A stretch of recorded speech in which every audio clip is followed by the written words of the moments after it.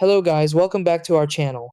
If your Panasonic AC remote is not working or not responding, it can make it difficult to control your air conditioner, especially when you need quick adjustments for comfort. This kind of issue can happen suddenly, even when the remote looks completely fine from the outside. In many cases, the problem is not serious, it's often related to batteries, signal transmission, sensor blockage, or minor internal glitches that can be fixed in just a few minutes. Check everything in a proper order, so you don't miss the actual cause. Once you go through the right steps, you can usually restore full control without needing a replacement remote. In this video, I'll guide you through the exact steps to fix your Panasonic AC remote and get it working smoothly again. Try these.